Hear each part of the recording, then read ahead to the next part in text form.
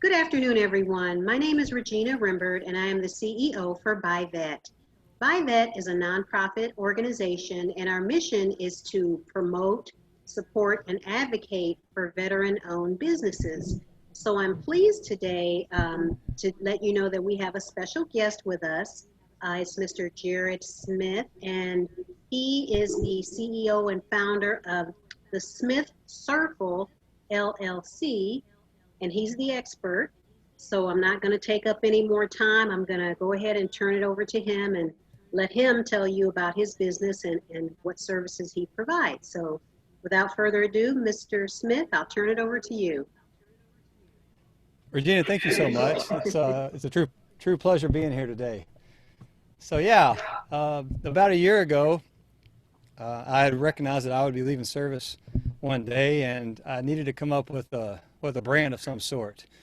And with the common name of Smith, I was like, what can I do to stand apart from the crowd? Right. And I came up with the Smith Circle LLC, a circle spelled with an S, not a C, because I like to say that I've kind of gone through my military career outside the circle, and I decided I would make my own circle. So the Smith Circle LLC is an operations company within another LLC called Sircle Holdings, both out of Texas. And the Smith Circle LLC is going to offer a handful of different products and services in the years ahead. What brings me to Regina today is to talk about a business idea that I came up with called the Commissioned Officer's Guide, COG. And I'm still on active duty right now, and yeah, I've got a beard because I've taken a stance to free the beard as we continue to relax air standards in the services. I think we should bring beards back in the Navy.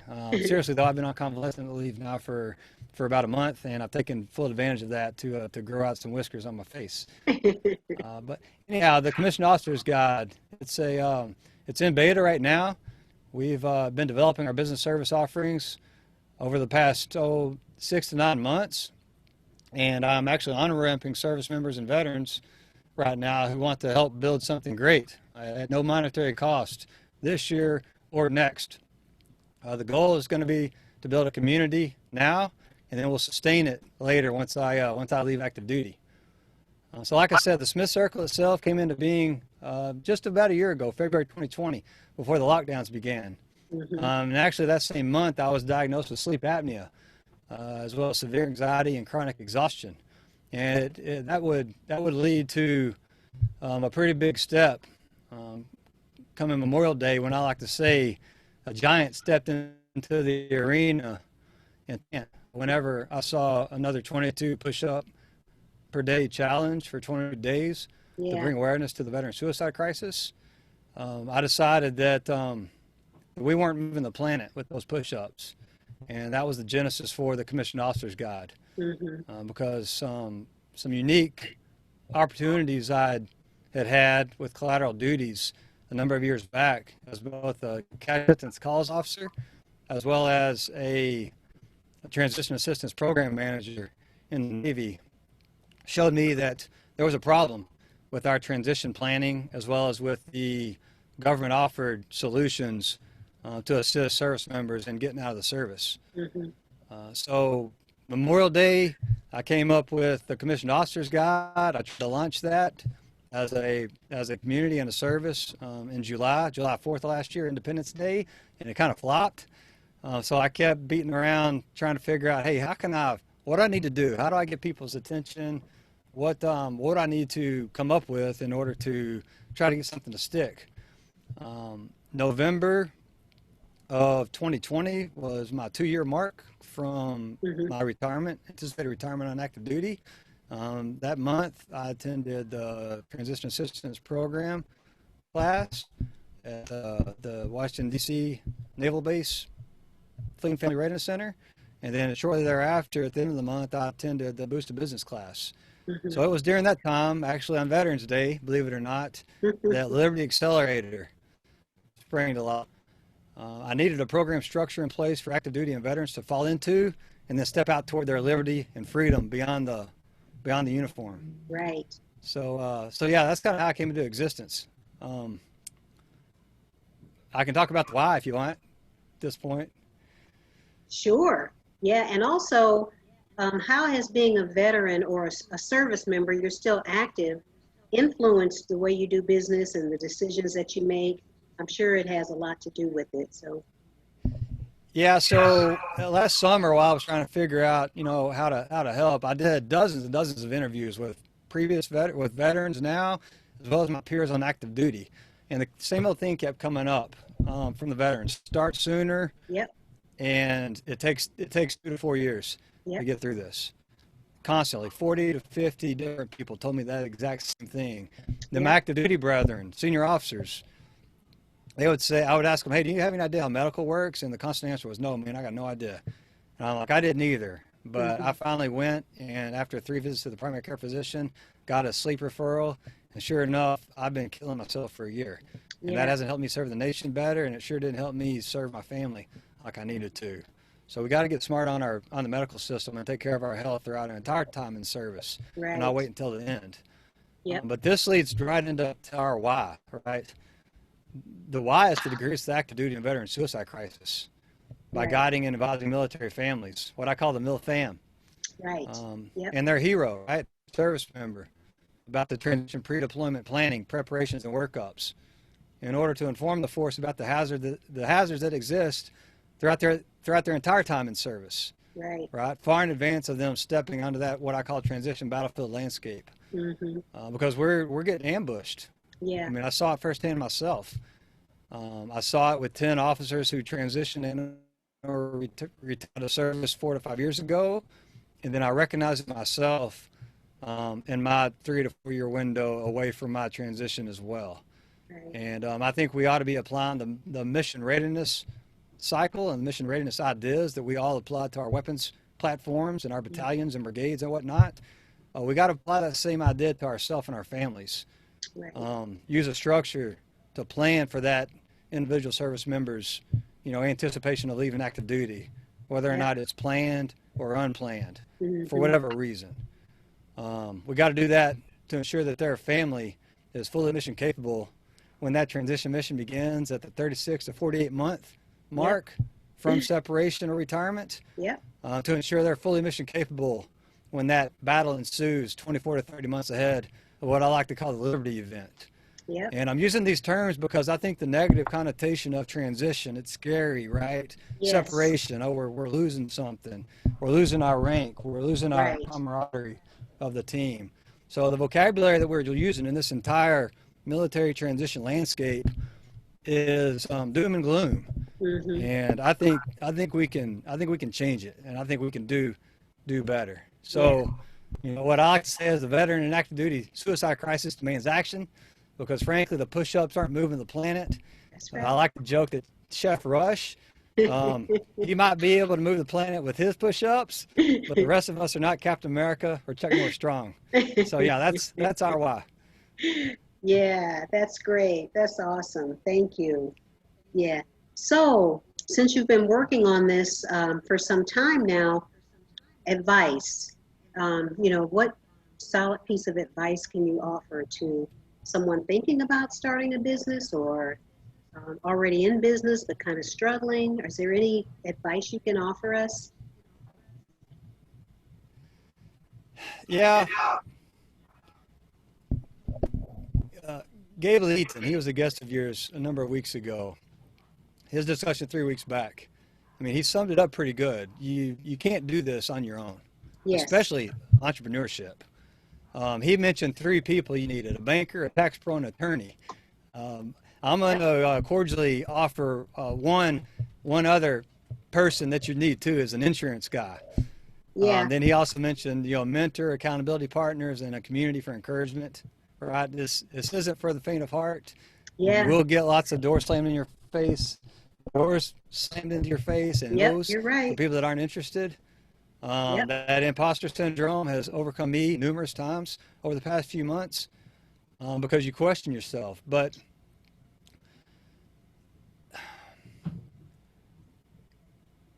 you got to do this in a team. You got to start planning sooner. Transition planning and preparations begin upon completion of the training pipelines. Right. If you did not intentionally and informatively start then, the time to start was yesterday. That's right. Because there's so much that we are just not privy to. Focus on the little mission of weapons platform readiness and taking care of our people, that we're getting ambushed a That's few years right. prior to our inevitable Yep. separate retirement out of active duty. And there's dozens and dozens of informed or misinformed decisions that junior officers and junior enlisted are making today because they simply don't know. They don't know what questions to ask. Right. And I say that because that was me. Yep. I didn't know the questions to ask up until about 18 months ago. And I've been continuously learning and expanding my own education since then. And that's beyond the 3 degrees in science and 1 MBA that I've got in my toolbox. Yeah. Education doesn't come from the ivory towers anymore. It really doesn't. So that's my advice. Find a team early, move through your entire time in service with intentional informed planning about yourself and your own business, not in the sense of business for profit. I'm talking about your own family business, right? Right. Understanding your wealth landscape, understanding your health landscape, understanding yourself, right? Right. Get back what you lost in the training pipelines, because when you do, it's going to make your service all that much better. Yep. And prepare you for life fully alive, both in service and far beyond the uniform. Yep. So again, how much longer do you have? You have another year maybe before you I've got 19 months, October 1st, 2022. Okay. Okay. Yeah, good. So you got a good start with your planning, which is awesome. I do. And my true journey started whenever I picked up the commander rank 05 and I was selected for it or notified for selection in the summer of 2018. Is that right? Mm-hmm. Yeah, the summer of 2018. That's when I woke up to the fact that I too would leave service one day. Mm-hmm. Even though I'd spent 3 years previously as a transition assistance program officer and a CACO, even that experience didn't wake me up to the fact that I too would leave service one day. Yep. And the mindset I was in then could hardly comprehend what Jarrod H. Smith now would be telling that lieutenant commander at the time. So it's a life-changing experience that takes 3 to 5 years, I truly believe. And the commissioned officer guide with the Liberty Accelerator program is trying to get that out to as many military families, military spouses, and service members as I can. At this point, officers, because that's what I know. Mm-hmm. And my long-term vision is that this program spreads far, wide, and deep into the enlisted ranks across all service branches, so that we can fix this. But I think once we do, our service to the nation is going to be much, much better, and our lives beyond it are going to be fantastic, because we've got a lot of challenges in this world, and they need veterans going back to society, a willing, able, contributing member to it, and not a burden on it. So that's my stance. That's right. Yep. That's awesome, sir. Thank you so much. And thank you for your service and for everything that you're doing. You have great passion around this project, and I know it's going to be successful.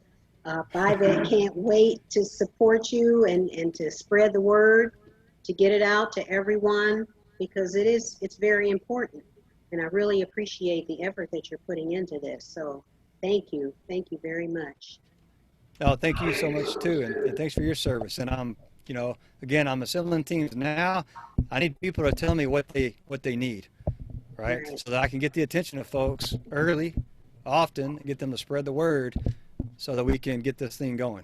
Yep. The veteran suicide crisis isn't getting any better, I don't think, once the numbers start rolling out. Yeah. It's a tough economy. COVID has really crushed us. Yes. And every one of us are valuable. We've all got something to give this world. So let's stick around and give it. Yep. I agree.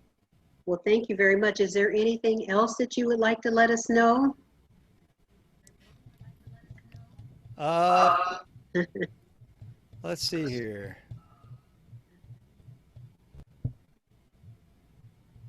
Yeah, check me out on online. I'm social media. You can start at jarrodasmith.com. Okay. Kind of gives you an idea of what I'm up to. And then jarrodasmith.com/COG is kind of my landing platform for the commissioned officer's guide. It links you Okay. to other resources on the internet to learn more about what this is. I've also got an OpRep series newsletter at https://jarrodasmith.substack.com. And yeah, I'm on Twitter, LinkedIn, Facebook, Instagram, like all that stuff. So type me in Google. You can hook up with me there. And then you can check out jarrodasmith.com/o to learn about me personally. That's my GoDaddy website. And then if you want to get involved with the Liberty Accelerator program this year, email me directly at jarrod@jarrodhsmith.com. And then finally, yeah, it's your life. So get busy living that liberty that we defended.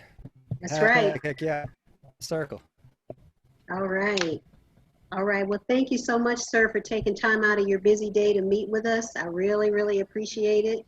And I'll be sharing your information and out there supporting you. So thank you again. Thanks, Major G. Let me know how I can help you too. All Okay. righty. I sure will.